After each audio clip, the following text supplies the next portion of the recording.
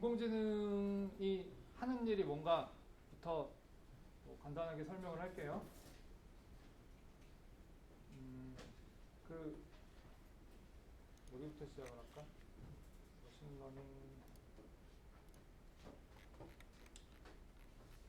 일단 이 오늘 강의는 그 콜세라라고 온라인 강의 사이트가 있어요. 요거를 제가 공부를 했거든요. 하다 보니까 이제 앞부분에 그 앤드류 응이라는 교수가 스탠퍼드 대학 교수예요. 이분 강의를 보다 보니까 쉽더라고. 그래서 요거 앞부분을 요약한 거예요. 그리고 이걸 이해하면은 그 다음부터는 굉장히 쉽게 개념을 굉장히 쉽게 받아들일 수 있어요. 이 부분만 이해를 하면은 좋을 것 같다 생각해서 오늘 강의를 좀 정리를 했고 했습니다. 그래서 혹시 나는 좀 더 자세하게 공부하고 싶다 그러면은 제 블로그에 있는 글을 읽는 것도 괜찮고 영어 공부 겸 해가지고 보고 싶다 싶으면은 요 강의를 가서 보세요. 이런 거 영어 강의 보는 버릇을 좀 들였으면 좋겠어요. 개인적으로는 여러분들이 이런 거 보는 걸 굉장히 권장합니다. 자, 그래서 그 머신러닝이 하는 일이 뭐냐, 그거 얘기를 먼저 시작을 할게요.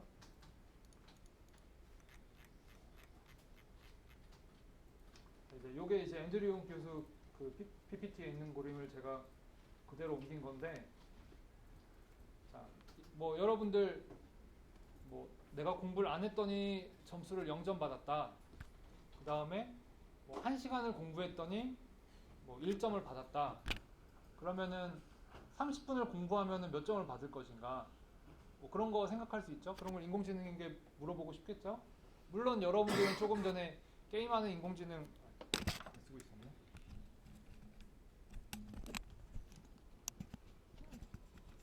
자, 게임하는 인공지능 이런 걸 봤기 때문에 눈이 높아요. 그래서 굉장히 복잡한 걸 해주기를 원하는 걸 알고 있는데 이론 자체는 그런 간단한 문제에서 시작을 해요. 자, 집의 넓이를 집어넣었을 때 집값이 얼마쯤일까 이렇게 추정을 해주는 거, 이런 걸 우리가 기대를 하겠죠. 그래서 처음 하는 일이 이제 우리가 가설을 세워요. 가설을 세우고 거기다 데이터를 집어넣고 막 훈련을 시켜요. 그러면은 훈련된 가설이 우리가 실제 데이터에서 그러니까 우리가 실제에서 얻어온 데이터를 반영해서 적당한 값을 내주는 거죠. 그러니까 트레이닝이 안 됐을 땐 쓸모가 없겠죠. 현실 데이터하고 안 맞으니까. 근데 그걸 트레이닝을 막 시켜가지고 현실 데이터에다가 맞춘 다음에 그걸 이용해서 우리가 이제 그러니까 추측 값들을 받아내는 거거든요. 그래서 이렇게 하는 방식을 이제 기계가 학습을 한다. 그래서 머신 러닝이라고 불러요. 기계가 배우는 거죠. 기계한테 가르치는 거잖아요. 뭘로? 데이터를 막 쏟아부어서 그걸로 가르치는 거죠. 어디서 많이 들어본 스토리죠? 그래서 AI, 인공지능이라고 그러면은 분야 자체가 굉장히 넓어요. 그래서 여러 가지 기술들이 있고, 이제 머신러닝은 그 중에 한 분야예요. 그래서 저는 인공지능 전문가가 아니에요. 근데 머신러닝은 아까 강의 같은 거 보고 최근에 하도 인기라서 이렇게 들여다보고 공부하다 보니까 제가 원래 하던 분야에서 사용되는 기술들이 그대로 들어가 있어서 공부를 굉장히 빠르게 할 수 있었던 거고, 최근에 대부분 사람들이 다 그런 식으로 공부를 해나가고 있고, 여러분들은 운이 좋게 좀 빨리 배우고 있는 거죠. 그래서 데이터 사이언스니 하는 것들이 요즘에 보면 되게 인기 많거든요. 그런 직업들이 예를 들면은 마케팅 자료, 그래서 이거 사는 사람 이것도 많이 사더라. 그럼 분류 같은 거 하잖아요. 그런 것도 내내 이제 이렇게 데이터를 집어넣어서 훈련을 시키면 자기가 분류를 하는 거거든요. 분류에 대해서는 또 뒤에 이어지는 다른 강의들이 있을 텐데, 기본 수학적인 도구로서 기본적인 원리는 사실 거의 비슷해요. 그 다음에 여러분들이 이제 가장 자극적으로 들은 단어가 그거죠. 딥러닝. 러닝이 붙으니까 뭔가 비슷한데 딥러닝은 뭘까 이렇게 생각하잖아요. 자, 딥러닝도 요 틀은 똑같아요. 요 틀은 똑같은데 요 가설 부분에다가 뉴럴 네트워크라는 걸 집어넣어요. 그러니까 좀 복잡한 걸 집어넣어서 굉장히 다양한 형태로 이 추측을 할 수 있게 해준다. 이렇게 생각하면 돼요. 그러니까 머신러닝의 좀 더 좀 더 발전된 형태, 아니면 응용된 형태, 뭐 이런 식으로 생각을 하면 되겠죠. 그래서 요 틀이 사실은 가장 중요해요. 요 틀이. 딥러닝 같은 경우는 그 뉴럴 네트워크라는 걸 사용하는데, 뉴럴 네트워크가 무엇인지 등은 제 블로그에 그 유튜브 강의 같은 거 있으니까 방학 때 그걸 보면 되고, 저는 뉴럴 네트워크 자체는 이제 이 앤드류 교수 강의를 봐도 그렇고, 이 가설의 형태를 얼마나 좀 복잡한 걸 주느냐, 일반적인 걸 주느냐의 문제거든요. 문제라고 봐요. 그러니까 복잡한 형태를 주면 아까 그렇게 게임 같은 것도 할 수가 있는 거죠. 그러니까 복잡하다 단순하다의 차이는 입력을 얼마나 복잡한 걸 받아서 출력을 얼마나 우리에게 의미 있는 출력을 내냐, 그 차이잖아요.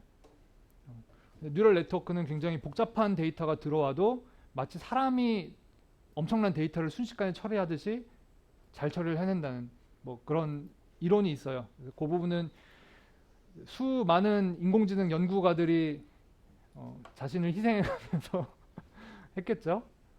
실제로 그 딥러닝, 그러니까 그 뉴럴 네트워크 기술은 제가 박사할 때도 뭐 옆에서 하는 걸 이렇게 구경하고 이랬던 기술이에요. 그 전에도 있었을 거고. 근데 굉장히 침체기를 겪다가 이제 어느 순간 이제 끈기 있게 그 연구를 한 사람이 이제 캐나다의 힌튼 교수라고 있거든요. 저는 이제 인공지능 전문가가 아니라서 뭐 정확한 건 모르는데 제 얘기를 들어보니까 캐나다가 끊임없이 거기다 연구비를 부었대요. 그래서 안 되다가 드디어 해낸 거죠. 그러니까 정말 그 사람들로서는 정말 기쁜 일이겠죠. 그래서 쭉 밀어붙이고 있는데 그 후에 이제 이 연구 그 학문이라는 게 어떻게 돌아가냐면은 안 될 때는 진짜 다 안 되고 자포자기해요. 실제로 인공지능 되게 별거 없다, 뭐 인공지능 망했다, 한 1, 2년 전, 몇 년 전만 해도 그런 얘기 돌았어요. 실제로 연구비 같은 거 거의 안 줬고, 그러다가 누군가 하나가 돌파구를 만들면은 그냥 다 뚫어버려요. 그게 어떻게 보면은 인류의 저력인 것 같아요. 이게 그러니까 지적인 활동도 인간은 동물이기 때문에 누군가 해내는 걸 보면은 그냥 따라해요. 뭐 수업할 때도 제가 코딩하는 거 보면 여러분들이 왠지 따라하고 싶고 왠지 쉬워 보이죠? 그게 그 얘기를 들어보니까 그 100m 달리기도 뭐 예를 들면 뭐 몇 초대가 몇 년 동안 기록이 없다가 누구 한 명이 기록을 깨기 시작하면은 연달아 깬대요. 순식간에 계속 뚫린대요. 그게. 그러니까 누군가 한 명이 해내면은 그 다음부터 계속 뚫리는 거예요. 그래서 이 분야가 지금 이제 뚫려가지고 퍼져나가는 그런 상황이고, 그다음에 아까 얘기했듯이 응용 분야가 굉장히 많아서 많은 사람들이 달라붙으니까 그 속도가 굉장히 빠른 시기죠. 그래서 뭐 여러분들 졸업할 때쯤 모르겠어요. 언제쯤일지 모르겠는데 그러니까 뭐 거의 모든 교과서에 인공지능, 이 딥러닝 얘기가 들어올 수도 있다. 뭐 이런 전망도 있습니다. 근데 전체적인 그 구조로 보건데 이렇게 머신러닝을 하는 형태에서 요 가설 부분을 뉴럴 네트워크로 교체하는데, 이제 그 뉴럴 네트워크가 굉장히 레이어가 층이 이렇게 많더라. 그래서 딥러닝이다 이렇게 얘기를 했고요. 하고 있고, 그다음에 이제 그 어떤 사람은 또 어떻게 얘기를 하냐면은 뉴럴 네트워크 뭐 머신러닝 이렇게 하면은 용어가 좀 식상하니까 뻔하니까 이제 이름을 딥러닝으로 붙였다. 근데 논문 제목이 뭐 딥빌리프넷인가 뭐 이렇게 돼 있거든요. 그래서 거기서 이렇게 나온 것 같아요. 그래서 기술의 이름이라든지 이런 걸 볼 때 그 배경 상황이나 이런 걸 좀 이해하고 보면 여러분들이 받아들이고 이 가치를 이해하는데 도움이 많이 됩니다. 그래서 그런 면에서 볼 때 이 머신러닝, 특히 이제 오늘 설명할 게 리니어 리그레션이거든요. 그걸 이해하는 게 굉장히 중요해요. 그래서 그 개념을 머리에 집어넣고 뭐 방학 보내고 나면 왠지 난 인공지능을 아는 것 같고 이런 느낌이 들 수도 있어요. 자, 그러면 뭐 구체적인 내용들은 여기 자료에 있으니까 나중에 방학 때 이제 인공지능에 대해서 좀 뭔가 끌린다 그러면 한 번씩 들여다보면 될 거고, 자, 항상 했듯이 이제 코드를 좀 봅시다. 자,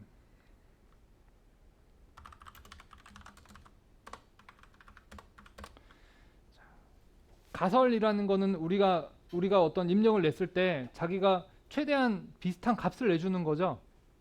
그러면은 우리가 뭐 공부한 시간 대비 예측되는 점수를 출력을 받고 싶다면 함수 하나로 간단하게 정의할 수 있죠. 플로트 get hypothesis. 발음도 힘들어요. 자, 그다음에 플로트 인풋인데, 자, 인풋이 뭐 예를 들면은 집의 넓이를 입력으로 받고 이제 리턴 값으로 뭐 예측되는 가격을 받을 수 있을 거고, 그다음에 공부한 시간 대비 뭐 예상되는 성적 뭐 이런 걸 받을 수 있을 거고 다양하겠죠. 자, 그다음에 이제 linear hypothesis.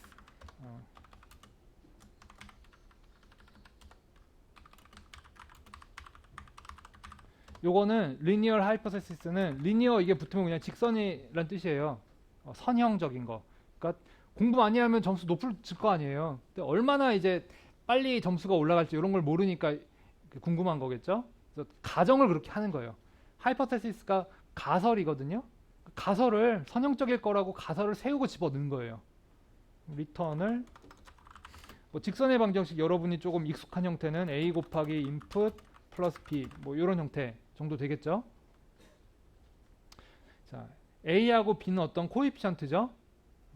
그러니까 요 가설에서 요 가설을 완성하기 위해서 우리가 필요한 거는 훈련을 막 시켜서 적당한 a하고 b를 찾는 거예요.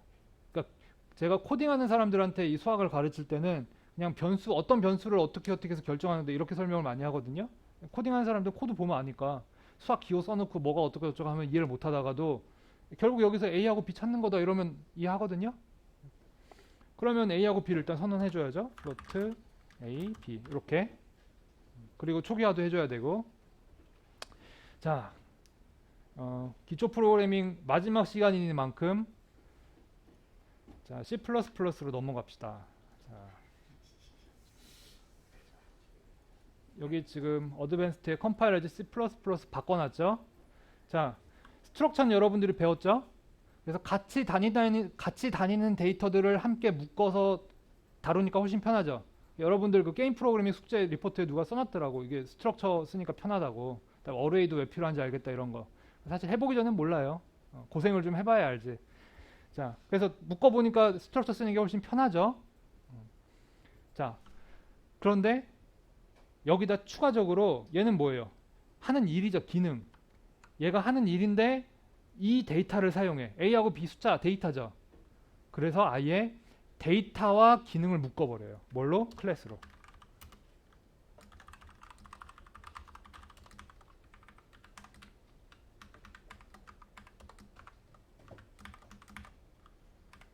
자, 아예 묶어버렸어요. 요거 이제 줄일게요. 기니까. 다음에 여기 이제 퍼블릭 이런 거 써줘야 되는데 여기 이런 거는 나중에 이제 심화 프로그램 넘어가서 배우면 되고, 여기서 여러분들이 기억해야 되는 개념은 기능과 데이터를 아예 묶어버리더라. 그러면은 훨씬 편해져요. 게임 프로그래밍 숙제하면서 보니까 뭐 600줄씩 코딩하고 뭐 근데 코딩을 하는데 대부분의 내용이 중복되는 거 스스로 알면서 계속 치죠. 야, 이거 컴퓨터가 짜면 되는데 막 짜잖아. 그거 여러분들 굉장히 좋은 경험이에요. 그게 뭐 머리가 좋으면은 그거 한 방에 짤 것 같아요? 절대 안 그래요. 여러분들이 안 보는 사이에 삽질 다 해보고 그거 이렇게 하니까 쉽더라 이렇게 해서 하는 거지 절대로 공짜로 얻어지는 거 없어요. 저도 어릴 땐 손으로 타이핑 무시무시하게 많이 했어요. 그냥 뭐 다 치는 거예요. 다 쳐보고 이거 반복해서 어떻게 하면 묶어서 하면 좋을 텐데 묶는 것 중에 하나예요. 그러니까 하다 보니까 이렇게 간 거죠. 굉장히 편하게 돼요. 자, 그래서 객체지향의 시작점을 끝내 객체지향을 가르치고 넘어가게 되는데, 자, 이렇게 됩니다. 자, 그럼 얘는 자, 어떻게 쓰느냐? 지금 요 A하고 B를 초기화를 해줘야 되잖아요. 초기화를 어떻게 하냐? 얘가 어떤 데이터 타입처럼 작동해요. 그래서 linear hypothesis 치고 그다음에 뭐 LH라고 칠까요? LH.A는 요 스트럭처 쓰던 거랑 똑같죠? 자, 뭐 LH 는 뭐 그냥 0.0으로 초기화할게요. 그 수체 해석이나 뭐 컴퓨터 시뮬레이션에 이런 거 할 때 초기 값을 어떻게 넣는가가 또 중요할 수도 있는데 대부분 0 넣으면 괜찮아요. 근데 초기 값을 안 넣으면 난감해지는 경우가 좀 있어요. 자, 그러면 이제 우리가 가설을 세웠으니까 테스트를 한번 해봅시다. 그러니까 거울아 내가 10시간을 공부하면 몇 점을 받을 것 같니? 이런 거 물어볼 수 있죠. 자, 이제 출력을 해야 되는데 여러분들 printf 주구장창 써왔죠? printf가 그 나중에 멀티스레딩 배울 때 그 스레드 세이프 하기 때문에 쓰기가 좋거든요. 근데 저는 손에 익은 게 IO 스트림이에요. 이게 나중에 코딩을 잘 하면은 그 그러니까 텍스트 출력하는 것처럼 코딩을 하면 나중에 파일 출력까지 같이 쓸 수가 있어요. 그래서 전 이걸 많이 쓰는데 출력을 할 때 printf로 출력하는 것과 동일하게 LH 이렇게 하면은 printf로 요 값을 하나 출력하는 거랑 동일해요. 요건 이제 줄바꿈이고. 자, 실행을 시킵시다. 아이고, 10시간이나 공부를 하는데 빵점을 맞는다고 하네. 왜 그래요? 어? 식 있잖아, 여기 이거. 응? A하고 B 값이 트레이닝이 안 됐잖아요. 그러니까 초기 상태 생각이 없는 거지. 내가 얼마나 분노할지 상상도 못 하고 너는 그냥 무조건 빵점이야 이렇게 얘기하는 거잖아요. 그지? 자, 그러면은 우리가 해야 할 일은 얘가 제대로 된 답을 낼 수 있도록 트레이닝을 시켜야 되겠죠? 트레이닝 시키려면 뭐가 있어야 돼요? 사례가 있어야지. 사례에 맞춰서 얘가 이제 사실은 사례에 맞춰서 눈치껏 우리한테 얘기해 주는 거예요. 아까 그 고우 그림처럼 만드는 것도 얘가 어떤 형태냐면은 여러 그림을 막 트레이닝을 받아. 그래서 그럴듯하게 그려주는 거예요. 그럴듯하게가 중요해요. 그럴듯하게. 아까 100%안 나오죠? 걔는 게임을 한다기보단 게임하는 흉내를 내다 보니까 확률이 높아진 거죠. 트레이닝이 돼서. 해보면 재밌어요. 자, 클래스 이그젬플. 지금 이제 요건 스트럭처랑 거의 똑같이 작동을 해요.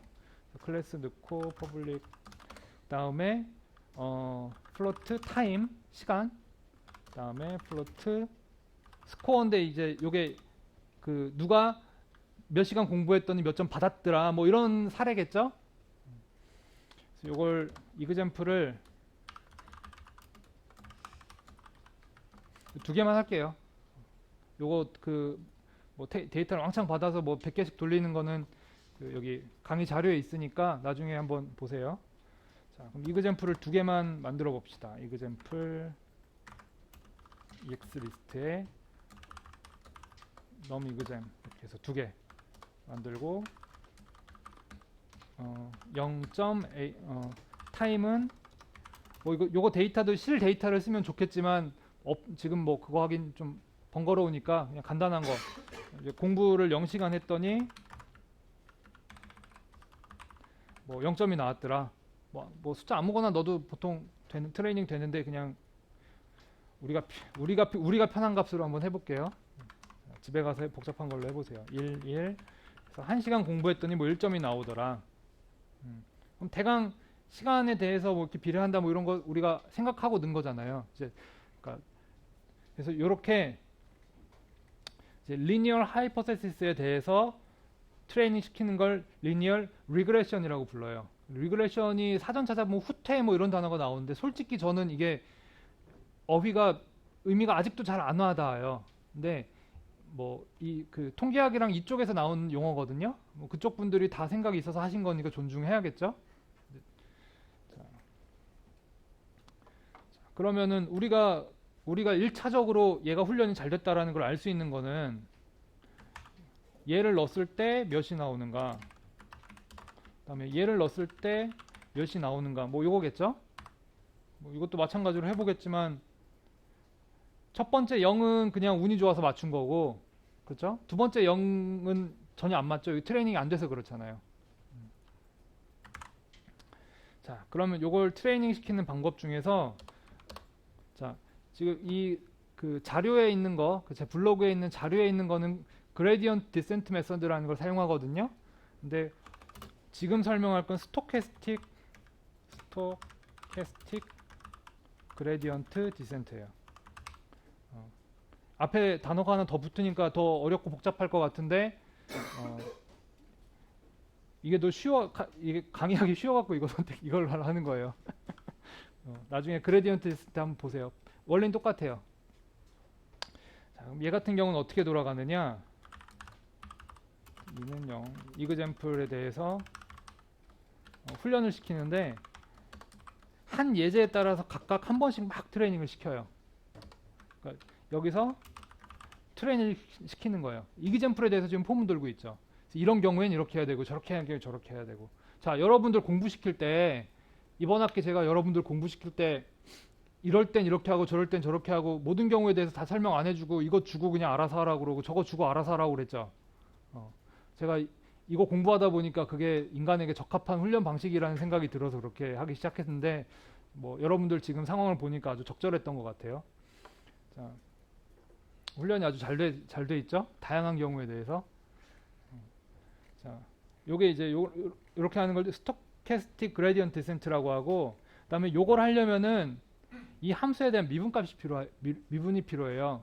네, 이제 미분에 대해서도 제가 지금 강의를 계속 연재하고 있으니까 방학 동안 심심한 사람들은 보세요. 한번 보면 되고. 근데 사실 여러분들은 미분에 대해서 거의 알잖아요. 모르는 학생들을 위해서 제가 사회봉사 차원에서 만들고 있으니까 여러분들 좀 보시고. 자, 여기서 지금 봐야 되는 게 요게 이제 일종의 직선의 방정식이잖아요. 직선의 방정식을 미분을 하는데 우리가 찾고자 하는 거는 a 값하고 b 값이죠. 그러면은 필요한 게 요 함수를 a에 대해서 미분한 거. 그 다음에 b에 대해서 미분한 거. 요게 필요해요.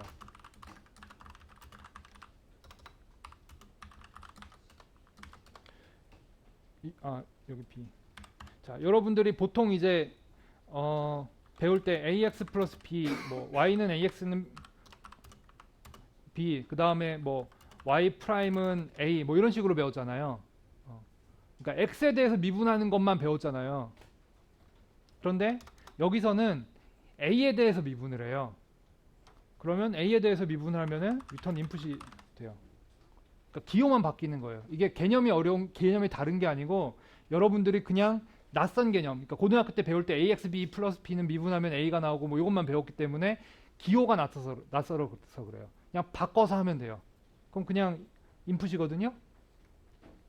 그 다음에 b 같은 경우 b에 대해서 미분하는데 b에 붙은 게 없잖아. 그럼 그냥 1이죠. 이것도 아마 배웠을 거예요. 이런 식으로. 그래서 미적분을 옛날에 미적분하는 방식은 이렇게 막 책에다 쓰고 그 뭐 부분적분하고 정적분하고 막 인테그럴 그렸다가 뭐 엄청 복잡하게 막 이렇게 배우는데 이제 컴퓨터로 미적분을 직접 그렇게 유도하는 경우는 많지 않고 그거보다는 컴퓨터한테 시켜요. 너 이 함수가 있으면은 얘 미분할 때 이 값 넣었을 때 뭐가 나오고 이 값 넣었을 때 뭐가 나오니까 미분하면 뭐가 나오겠다 이러면서 수치 미분을 많이 쓰거든요.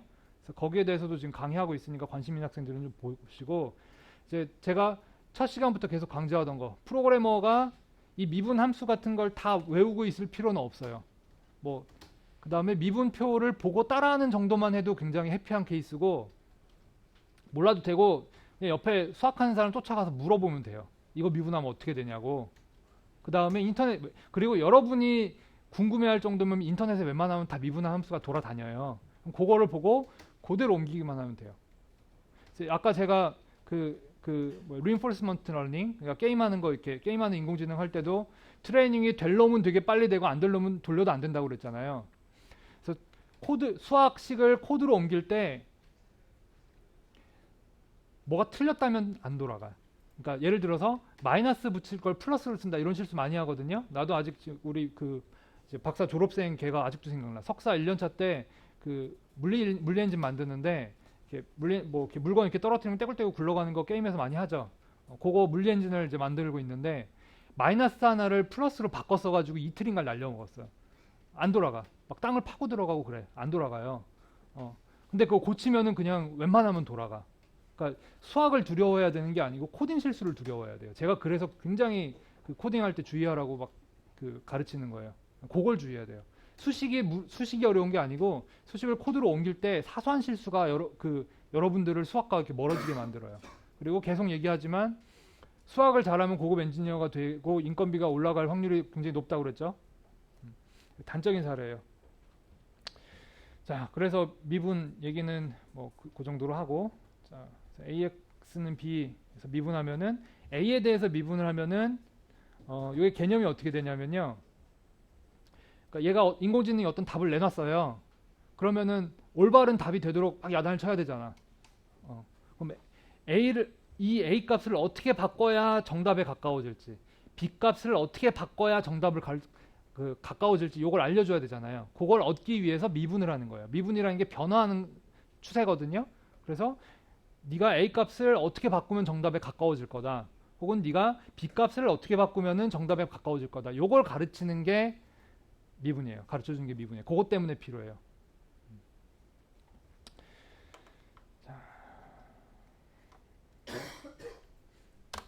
자, 그 다음에 이제 우리가 해야 되는 게 이제 약간 수학적인 개념인데 이것도 한번 익숙해지면은 쉬워요. 에러라는 걸 정의를 해야 돼요. 오차. 얼마나 틀렸냐. 그냥 틀렸다가 아니고 만약에 뭐 학생이 와가지고 저한테 코드를 보여주면서 여러분들이 이제 숙제를 했는데 너 그냥 빵점이야 이러면은 열받죠. 무작정 무작정 빵점이야 그러면 열받잖아. 뭐가 얼마나 했길래 이렇게 점수가 나온 겁니까? 그러니까 알려줘야지 납득을 하고 훈련이 되잖아요. 안 그러면 저 사람 나쁜 사람이다 수업 듣지 마 이러면서 가고 끝나잖아요. 근데 점수를 알려주고 제대로 어느 방향으로 가야 된다는지를 알려주면 여러분들이 교육이 되죠. 얘도 마찬가지예요. 인공지능도 머신러닝도 뭘 알려줘야지 얘가 트레이닝이 되는 거예요. 가장 좋은 척도가 내가 원하는 데이터에서 얻어진 값, 내가 이제 알고 있는 데이터에서 얻어진 값. 그러니까 지금 목표는 스코어를 제대로 측측하는 거겠죠. 스코어. 그래서 정답에서 얘가 내놓은 값을 빼주면 그 차이가 오차겠죠. 그러니까 얘가 내가 1시간 공부했을 때 1점 정도 받을 것 같아 라고 이렇게 얘기를 해줘야 되는데 아까 실제로는 0점이라고 대답했죠.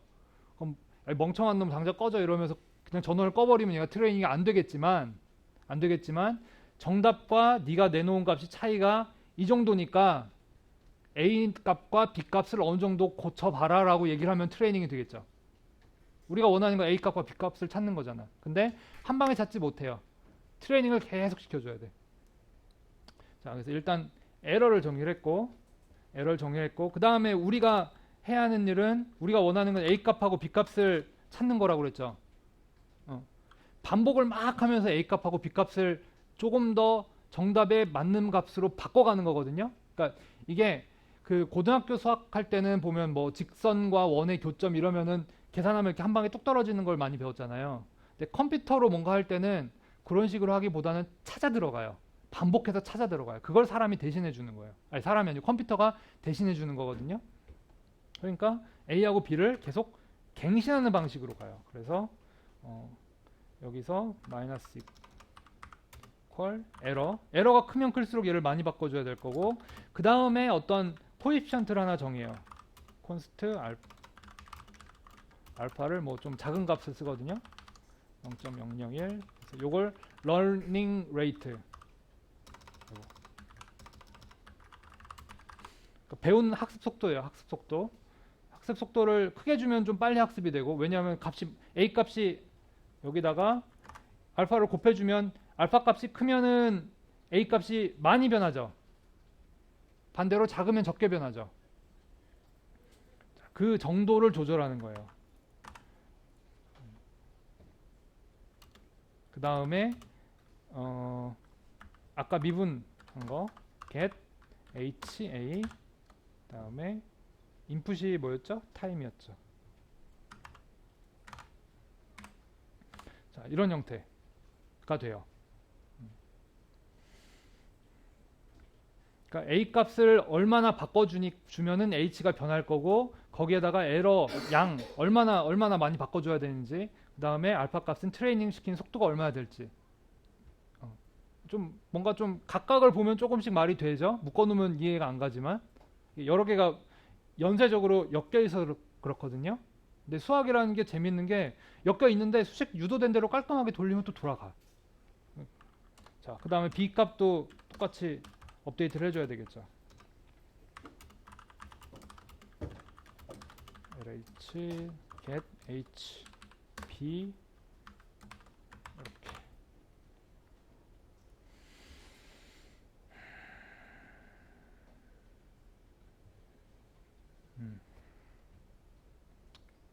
자, 그러면은 이제 트레이닝을 예제에 대해서 한 번씩 시켜보고 우리가 원하는 대로 나오는지 찍어봐야 되겠죠.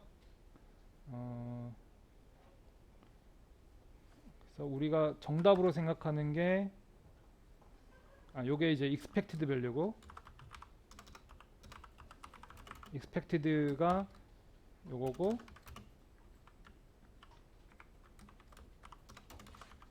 example이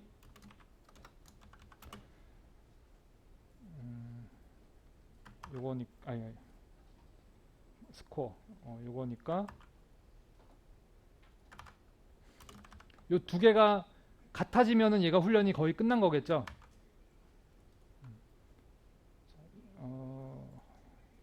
얘를 안에다 넣어줍시다. 코딩 두 번 하기 귀찮아서.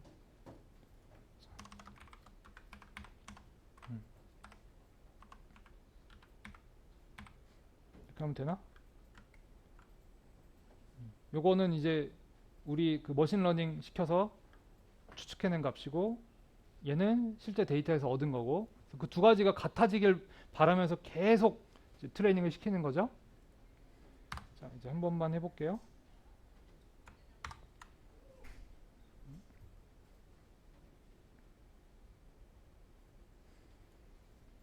요게 한 번으로 원래 안 되고 반복해야 돼요. 근데 지금 경향성이 맞는지 잠깐 볼게요.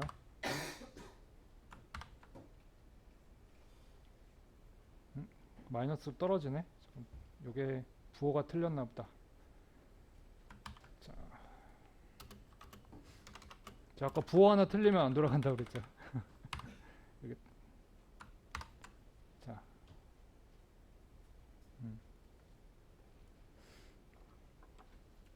처음 시작할 때는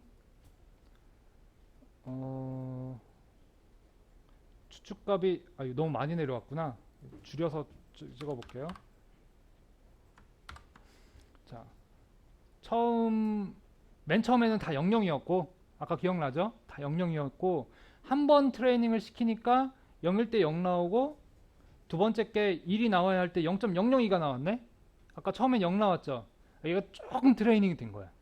조금. 그 다음에 요 밑에 있는 거는 10번 트레이닝 시킨 거죠?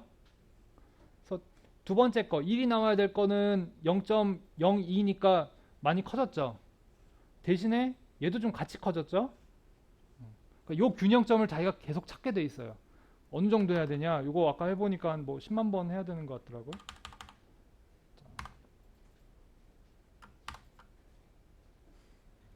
엄청 많다. 지금 뭐 숫자 올라가고 변하는 거 조금 보여요? 9, 1 뭐 이렇게 변하고, 그 다음에 9, 0 동영상으로 보면 잘 안 보일 텐데,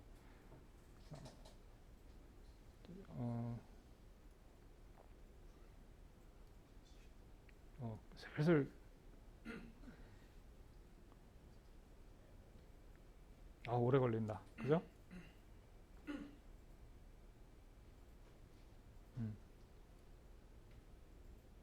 이제 슬슬 뭐 임계치에 도달한 것 같아요. 보면은 정지. 자, 1 나와야 될 때 0.999595 뭐 이 정도 나왔죠. 아까 처음엔 0 나왔잖아.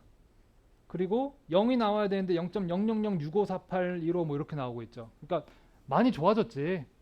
많이 배운 거예요. 많이 배웠고, 그 다음에 시간이 지날수록 점점 얘가 우리가 원하는 값에 가까워지죠. 그럼 이제 우리가 좀 궁금할 만한 거는 입력해주지 않은 데이터,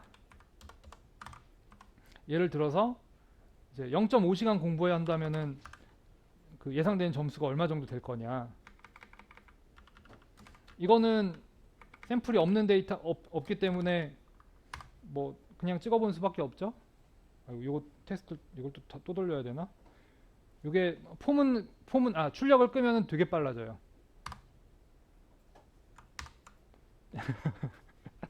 출력 끄니까 그냥 나와버리죠. 출력이 엄청나게 느려요. 제가 그 수업 시간에 여러 번 얘기했는데 요게 지금 요거 다 돌고 결과 나온 거거든요. 지금 0.5 나오죠. 그러니까 0일 때 0이고 1일 때 1이면은 0.5일 때 0.5일 거라고 우리가 뭐 직관적으로 알 수 있잖아요. 그 정도로 트레이닝이 된 거죠.